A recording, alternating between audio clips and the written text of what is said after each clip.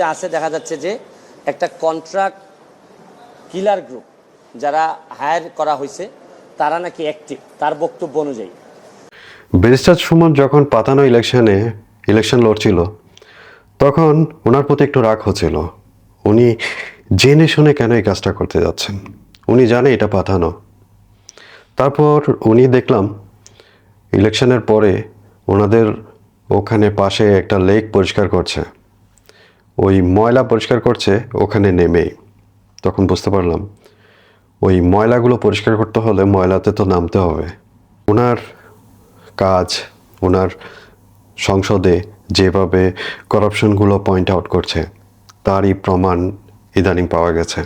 এখন অনেকজন ওনার শত্রু হয়ে গেছেন। ওনার কারণেই কিন্তু এই বেনজিরের অবৈধ সম্পদের চার্জ হচ্ছে। উনি যদি না বলতো, আওয়াজ না তুলতো, দুদকের কখনো ওদিকে নজর যেত না। আর এখন হয়তো স্টপ হয়ে গেছে। এটা স্টপ হবে না যদি এ ধরনের ব্যারিস্টার সুমনের মতো লোক থাকে। ওনারা সবসময় আওয়াজ তুলবেন। এখন ওনাকে মারার হুমকি দেওয়া হচ্ছে দলমত নির্বিশেষে। শুধু পুলিশ কেন, সাধারণ জনগণও ওনার পাশে দাঁড়ানো উচিত। ওনাকে প্রোটেক্ট করার যথাসাধ্য চেষ্টা করা উচিত। ওনার মতো লোকের প্রয়োজন।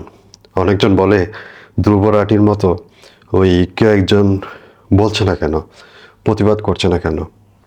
এখন প্রতিবাদ করার সেই সময় নেই।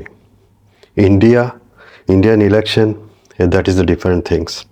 আমাদের বাংলাদেশ এখন ওই ডেমোক্রেসি থেকে অনেক দূরে এগিয়ে গেছে, রাজতন্ত্রের দিকে চলে গেছে। ওখান থেকে যদি ফিরে আসে, মানুষের অধিকার যদি ফিরে পেতে চান, এই ধরনের লোকদেরকে সমর্থন করা খুবই জরুরি আমি মনে করি।